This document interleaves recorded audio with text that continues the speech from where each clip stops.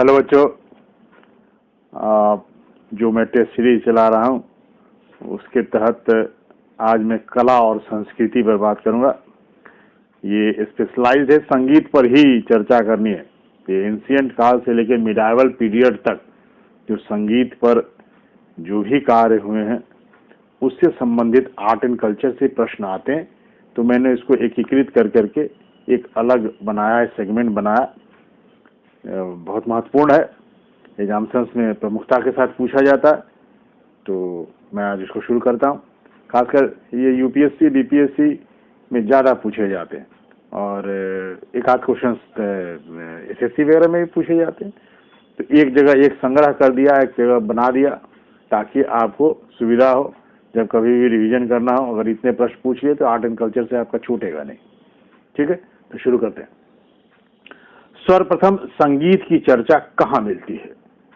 तो ये जो वेदों में सबसे पहले जो संगीत की चर्चा है वो सामवेद में है। जो ऋग्वेद की जो ऋचाएं हैं उसको गेय में गाया गया है और गेय जो होता है वो सामवेद है, इसलिए संगीतात्मक रूप में दिया गया वेदों को, तो सामवेद आप मारेंगे। भारत के किस शासक को सिक्कों पर वीणा बजाते हुए दिखाया गया? तो बेटा इसमें जो चॉइस सही है वो है समुद्रगुप्त। समुद्रगुप्त को वीणा बजाते हुए एक सिक्के पर दिखाया गया, तो C is the correct answer. Sitar और तबले के निर्माण का श्रेय किसे जाता है? भारत में सितार और तबला अमीर खुसरो साहब को जाता है, B is the correct answer. मध्यकालीन संगीत परंपरा के आदि संस्थापक किसे माना जाता है? मध्यकाल में संगीत परंपरा, ठीक है, तो मैंने फिर दूसरे रूप में पूछा इसको, अमीर खुसरो को ही जाता है। अमीर खुसरो ने ही संगीत को शुरू किया भारतीय परंपरा में, तो A is the correct answer. सर्वप्रथम किसने भारतीय संस्कृति में कव्वाली गायन को प्रचलित किया? ठीक है, तो ये भी है, अमीर खुसरो साहब सूफी संत से प्रभावित थे, तो A is the correct answer. ठीक है, कव्वाली भी उन्होंने शुरू किया। कव्वाली जो है, क्योंकि इस्लाम में संगीत वर्जित था और आप देखेंगे भारतीयों में संगीत था, तो अमीर खुसरो साहब ने, चूंकि निजामुद्दीन औलिया के शिष्य थे और सूफी संत थे, तो जो अमीर खुसरो साहब हैं उससे प्रभावित हुए थे और उन्होंने एक इस्लामिक पद्धति में ये संगीत को इंट्रोड्यूस किया और वो सूफी के रूप में जाना जाता है, आज भी जाना जाता है। तो कव्वाली गायन जो है वो सूफीज़म का ही भाग है, तो A is the correct answer. ठीक है, भारत में लाए गए रबाब और सारंगी किस संगीत परंपरा में प्रचलित थे? अब देखिए, ये रबाब और जो सारंगी है ये हमारे यहाँ का इंस्ट्रूमेंट नहीं, तुर्क अपने साथ अरब जो संगीत है, अरबी संगीत है, वहाँ से लेकर के आए थे। इसलिए देखेंगे आप जो अरबियन जो भी चीज़ें हैं उसमें सारंगी बड़ी प्रमुखता के साथ अभी भी बजाया जाता है, तो A is the correct answer. Next, भारतीय संगीत परंपरा में ख्याल गायन शैली, ख्याल एक गायन शैली है और इस शैली का जो जन्मदाता है वो जौनपुर का शर्की सुल्तान हुसैन शाह शर्की है, A is the correct answer. Next, संगीत शिरोमणि नामक ग्रंथ की रचना किस शासक के काल में हुई? अब संगीत शिरोमणि ये ग्रंथ है जो संगीत पर लिखी गई, ये भी हुसैन शाह शर्की के समय में लिखी गई। बहुत बड़ा संगीतज्ञ था हुसैन शाह शर्की। जो आप जौनपुर में अगर अभी आप जाएं, जो बनारस से थोड़ी आगे जौनपुर, तो जौनपुर में अगर आप जाएंगे तो वहाँ पे अटाला मस्जिद है, हुसैन शाह शर्की का साम्राज्य है अटाला मस्जिद। ठीक है, संगीत परंपरा में इसने बहुत काम किया शर्की ने। नेक्स्ट, प्रसिद्ध संगीतज्ञ बाज बहादुर किस राज्य का शासक था? तो देखिए, ये मालवा के शासक थे बाज बहादुर। बाज बहादुर और रानी रूपमती ये दोनों संगीतज्ञ थे, दोनों पति पत्नी थे और दोनों संगीत में बहुत माहिर थे। रानी रूपमती और बाज बहादुर पर फिल्में भी बनी हैं, पुरानी फिल्में हैं, शायद आप नहीं जानते होंगे, लेकिन ये बनी है। संगीतज्ञ थे, बहुत बड़े संगीतज्ञ थे। नेक्स्ट, ध्रुपद गायन शैली का प्रारंभ किसके काल में हुआ? ठीक है, तो ये ध्रुपद जो है गायन शैली, ये मान सिंह के संरक्षण में शुरू हुआ था। तो 10 का सी इज द करेक्ट आंसर। मान कौतूहल नामक संगीत ग्रंथ की रचना किसके काल में हुई? तो ये भी मान से ही है, मान सिंह को याद रखिएगा। ध्रुपद गायन शैली और मान कौतूहल नामक संगीत ग्रंथ है, जिसको मान सिंह के जो अकबर के काल में थे, मान सिंह बाद में सेनापति भी बने। नेक्स्ट, दीवान क्या कहलाता है? देखिए ध्यान में रखिएगा, दीवान गजलों के संग्रह को, गजल जो होता है उसी के संग्रह को दीवान कहा जाता है। ठीक है। नेक्स्ट, भारत में कीर्तन शैली को जन्म देने वाला कौन था? देखिए कीर्तनिया शैली में जो कीर्तन गाए जाते हैं, हमारे यहाँ देखिएगा बहुत मंदिरों में कीर्तन गाए जाते हैं। तो ये कीर्तन वाली जो परंपरा है, ये किस संत ने शुरू की? तो वो है चैतन्य। बंगाल के चैतन्य महाप्रभु ने कीर्तनिया शैली में आराधना की। ठीक है, तो 13 का D is the correct answer. आप ये भी जान लीजिए, चैतन्य का जो जन्म है वो पश्चिम बंगाल के नवद्वीप या नादिया में हुआ था। इनका बचपन, वास्तविक नाम विशंभर था। बचपन में इनको निमाई भी कहा जाता था, निमाई। ठीक है, शिक्षा पूर्ण करने के बाद इन्हें विद्यासागर कहा गया। सब नाम इन्हीं का है, विद्यासागर। जो अभी भी देखिएगा विद्यासागर के नाम से ये बंगाल अगर जाएं आप, तो आसनसोल से वाले रास्ते में विद्यासागर आपको स्टेशन भी मिलेगा, तो इनके नाम पे ये। आधुनिक वैष्णववाद के संस्थापक माने जाते हैं। कृष्ण भक्ति संप्रदाय को पुनर्स्थापित किया। कृष्ण को मानने वाले थे, कृष्ण को ही की आराधना करते थे। नेक्स्ट, 14वां प्रश्न, अकबर स्वयं किस वाद्य यंत्र को बजाता था? देखिए बहुत फेमस क्वेश्चन है, कई बार आया, बहुत एग्जाम्सन में आया, एसएससी लेके आईएएस तक के एग्जाम्सन में आया। नक्कारा, अकबर नक्कारा बजाता था, जिसको नगाड़ा भी कहते हैं, नक्कारा उसको कहते थे। ठीक है। 15वां, निम्न में से किस मुगल शासक के समय सर्वाधिक संगीत पर पुस्तकें लिखी गई? ठीक है, अब देखिए कई मैं इस पर प्रश्न बनाया हूँ, लेकिन मैं इसमें यहीं पर चर्चा करता हूँ आपको। देखिए मुगल शासकों में संगीत पर प्रतिबंध लगा दिया था औरंगजेब ने, और औरंगजेब के समय में जितने संगीतज्ञ थे, अब उनको गाना बजाना से अंदर कर दिया, वो बजाना ही नहीं है। तो वैसी स्थिति में वो पुस्तकें लिखने लगे। इसलिए मुगल शासक के समय में, किस शासक के समय में सर्वाधिक संगीत पुस्तकें लिखी गई? तो वो Aurangzeb is the correct answer. ठीक है। नेक्स्ट प्रश्न, अबुल फजल ने किस संगीतज्ञ के बारे में लिखा कि वो संगीत विज्ञान एवं हिंदी गीतों में अपने समय का सर्वश्रेष्ठ व्यक्ति था?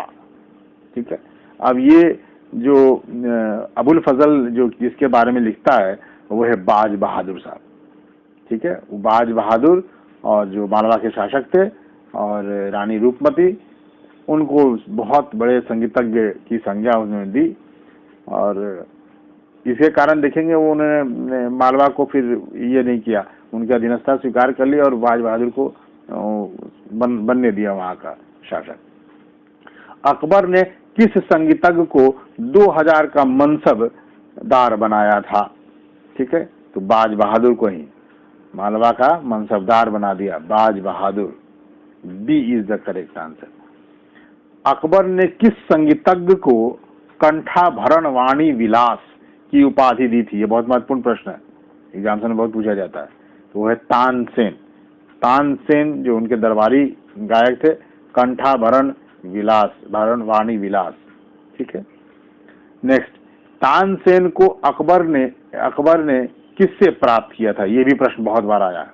ठीक है, तो वो है रीवा के राजा, रीवा, ठीक है, कि Raja Ramchandra. A is the correct answer, Rewa के राजा रामचंद्र। ठीक है। किस मुगल शासक ने संगीत पर प्रतिबंध लगा दिया था? मैंने पढ़ा था, पहले भी चर्चा किया था, तो वो है औरंगजेब। ए इज द करेक्ट आंसर, ये कई बार आया एग्जाम्सन में। ठीक है। शाहजहां ने गुण समुंदर की उपाधि किसे दी थी? ठीक है, ये भी संगीतज्ञ हैं, गुण समुंदर। उनके काल के ही हैं। बिलास खां, लाल खां, खुशहाल खां, ये सब उनके काल में ही है।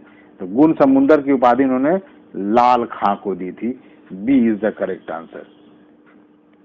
भारत में ठुमरी गायन शैली को शुरू करने का श्रेय किसे जाता है?